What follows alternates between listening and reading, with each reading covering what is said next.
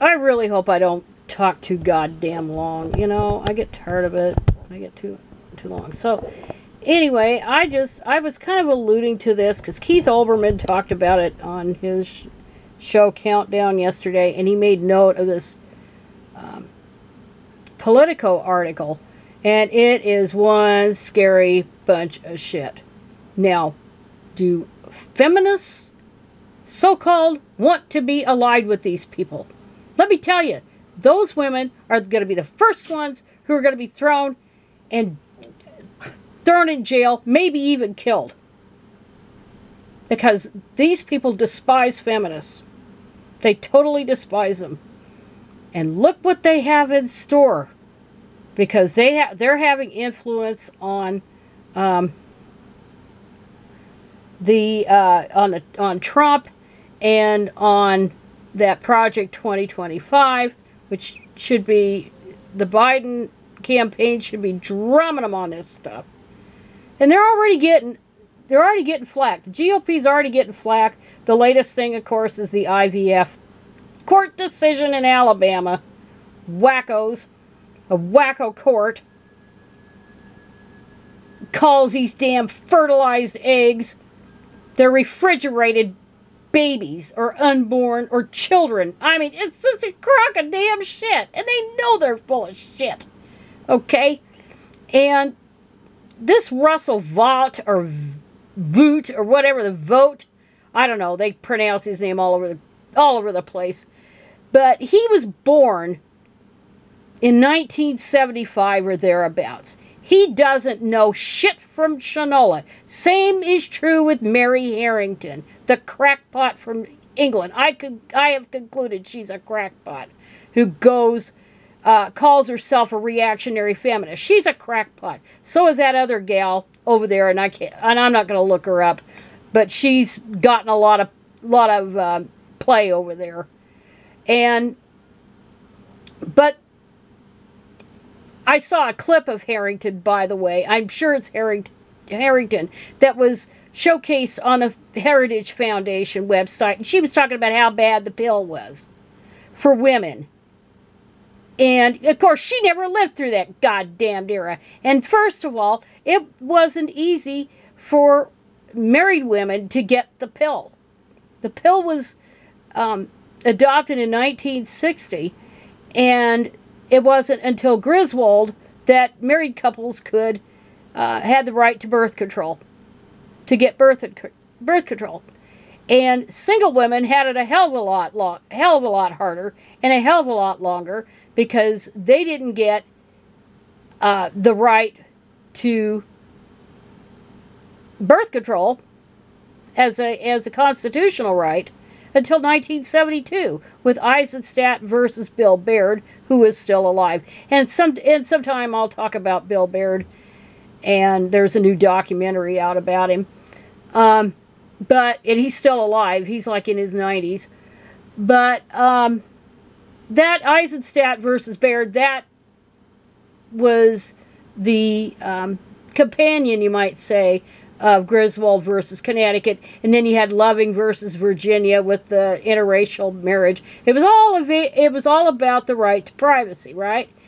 And that was leading up to Roe versus Wade, and that was it was just an extension of that. And of course, now we're told abortion isn't a constitutional right. Women don't have a right. They don't have a right to shit. They still don't have they still aren't covered by the 14th Amendment. They're still not covered there. And that's what all ERA is. Despite the lies from Wolf and WDI USA that have decided to partner with anti-ERA groups. What the damn hell? You're not a feminist if you're against the ERA. Sorry. Sorry, Kara Dansky. Sorry, Lear Keith. You need to look it up instead of parroting garbage from your backers. I know, I'm still mad about that. And and they're going to be the first ones throwing in the shitter, in the clink, if these assholes get in there. But anyway, I was kind of doing a roundabout thing, and this is the dude The 47-year-old dude that has no conception of what it was like in the 1950s, but he wants to bring it back. These idiots want to bring it back. Well, first of all, let's talk about the 1950s. I was born in the middle of the 50s. Okay, nobody who alive today has any kind of first-hand knowledge of the 1950s unless they're at least 80 years old. Okay, they would be born in 1944, and they would be in elementary school in 1950. So anybody before 1944 and older would have any memory of the entire decade of the 50s. Any meaningful, and even 6 years old is not meaningful. So that's one thing. And I'm going to tell you, the reason the women were in the home was not because they were happy and fulfilled. They were kicked out of the labor force. As soon as the soldiers came back from Europe and from the Pacific, from World War II, the ones lucky enough to have survived it. And so there you are. They were kicked out, and then there were all kinds of little goodies because the population decline was a lot. 53 million were killed during the war. And estimated. And so the European countries came up with all kinds of incentives. It wasn't feminist. This had nothing to do with feminism. This was all about getting the birth rates up because the countries were so decimated. And in the United States, they tried to do the same thing very successfully, and the GI Bill was the biggie. And tax breaks for married people. And this is how you got all this marital status shit. That's when it started, was in 1948. Before then, people just filed an individual return and that was it. And they should go back to doing that instead of giving bennies just because you fuck a dude. Or you get a $2,300 a month Social Security benefit even because you were married to a guy, you fucked a guy for at least 10 years legally, and you're rewarded with a $2,300 when he's dead or whatever. He didn't even have to be dead. But because he's dead, hey, she gets $2,300. And I talked about that woman. Plus her annuities. And here I sit with, after Medicare, I get $865 a month. Plus my $410 a month pension from Nevada. So that's why I have to work for the rest of my goddamn life. So anyway, I know I go off on the tangents. But it was that there was all these little bennies. And then women didn't have access to birth control. So basically every time, I don't want to say every time they had sex, but you had lots and lots and lots and lots of big families. It wasn't because women loved the big families. They were forced into it. Basically. And it was miserable. If women had any desire to do anything, just to get out of the house. They don't have to have wanted to be a lawyer or a doctor or even a teacher or a nurse or whatever. Just to get out of the damn house. Because they were tired of listening to the brats all day, screaming at them. It wasn't Donna Reed. That's not the way it was. It wasn't Ozzie and Harriet, and I've talked about those shows.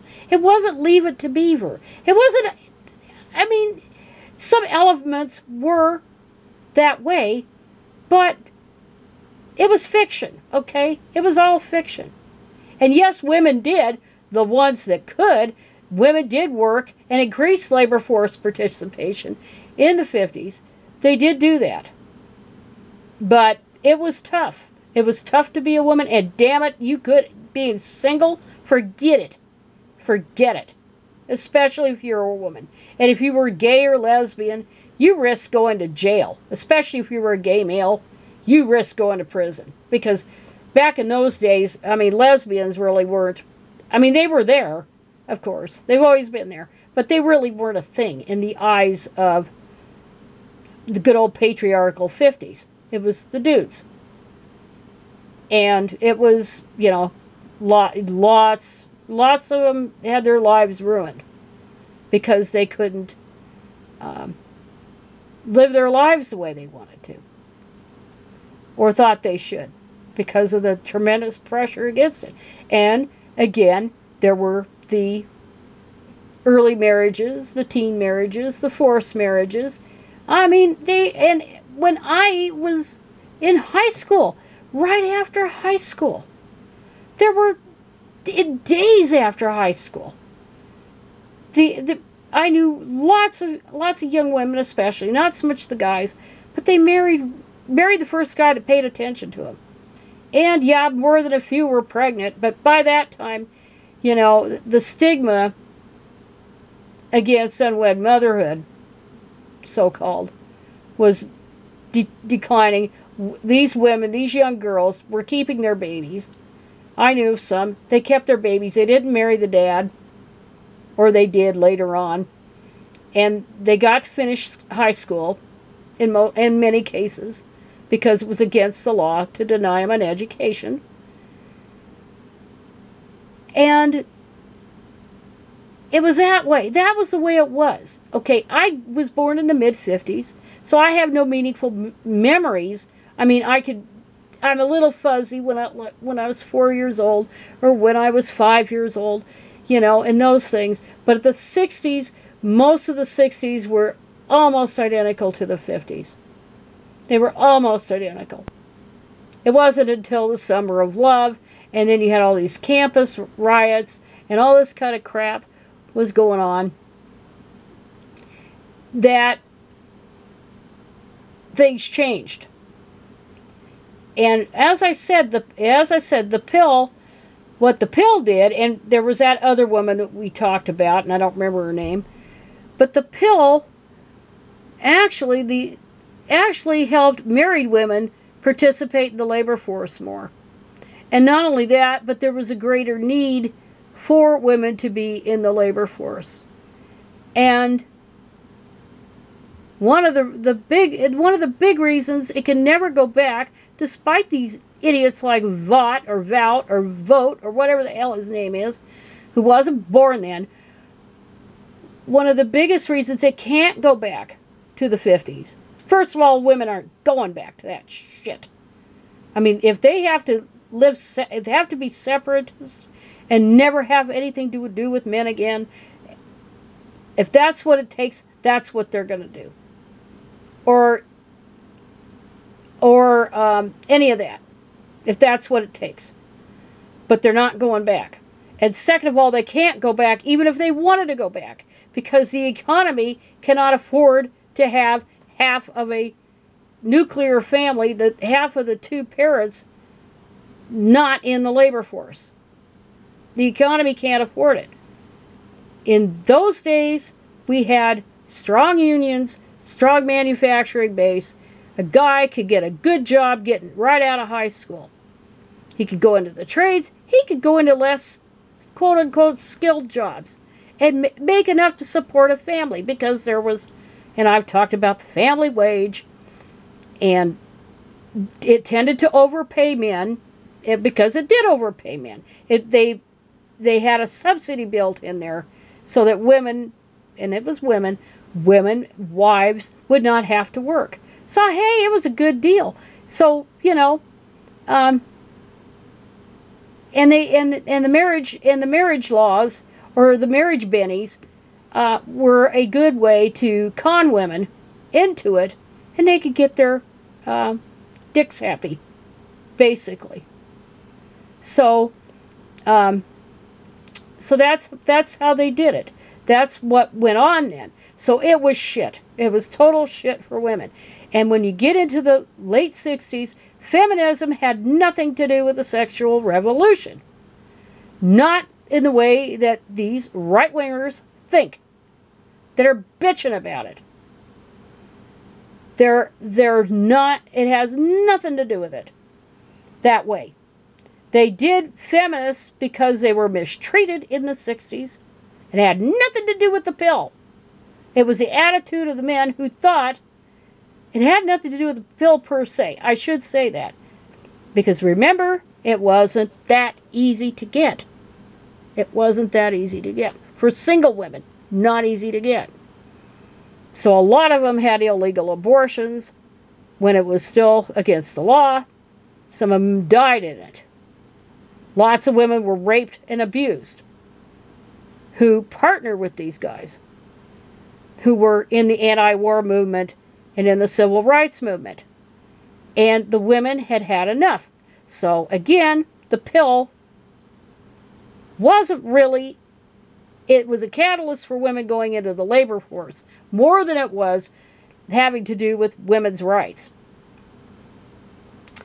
But the men, you know, they thought it was a bonanza, that sexual liberation was all really for them. And it was for them. And they abused the women that were involved in that. And they were so let down, and they decided to form their own independent women's movement. And they weren't going to take shit from men anymore. And at the center of that was the right to contraception and abortion. Not because it made them more sexually free. It was because it was important for women to even be able to participate in the world outside the home. And Harrington and other fellow crackpot reactionary feminists need to read Andrea Dworkin's Right-Wing Women, because that is what happened in the 60s. I remember it. I remember the 70s, which were much like the late 60s. I graduated from high school in 1973. I just had my 50th reunion, which I may talk about in another video. But that's what happened. That's actually what happened. But anyway, getting back to the article, it takes me 15 minutes. And we know about the Christian nationalists and the religious right. They think it's a Christian country. Nah, it's all lies. All damn lies. But that doesn't matter. You know, if you got control over the narrative, you could tell any lie. The documents obtained by Politico do not outline specific Christian nationalist policies. But this vote has a close affiliation with Christian nationalist William Wolfe.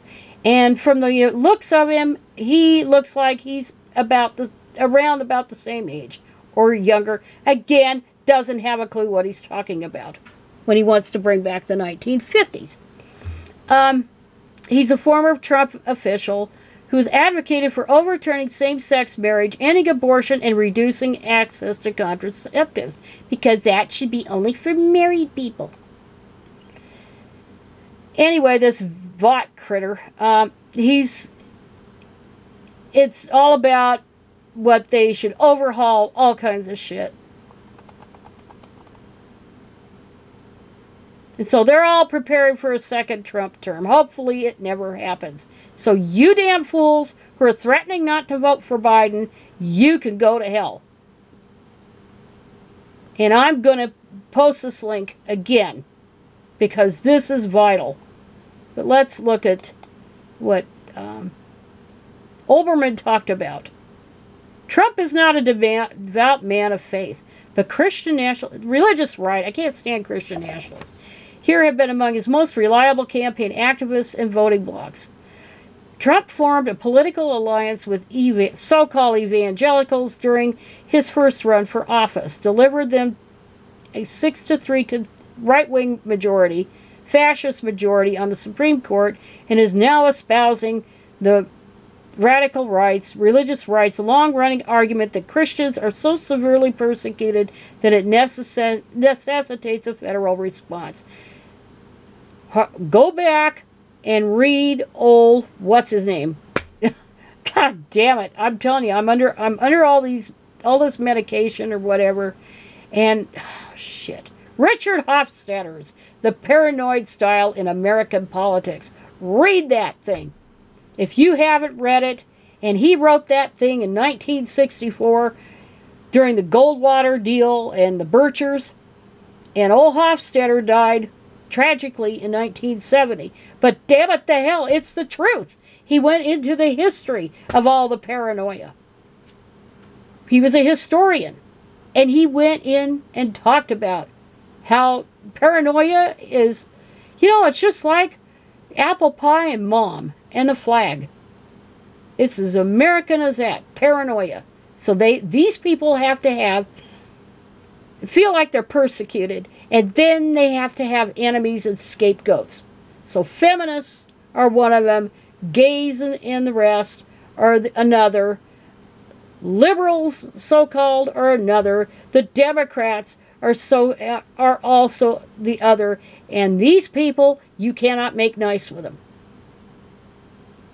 Individuals, if you want to get individual right-wing women or conservative women or Republican women, you want to get them on your side, push for abortion rights, because they're coming over, they're crossing over like anything. But it ain't going to work to vote against or vote for people who want you dead. And I'm not joking about that, because they hate feminists. Because they're destroy the family, and women are stupid because of the parable of Adam and Eve, and a woman led the man astray, and of course it never happened. That's the problem. It never happened. But boy, what an excuse they give. And then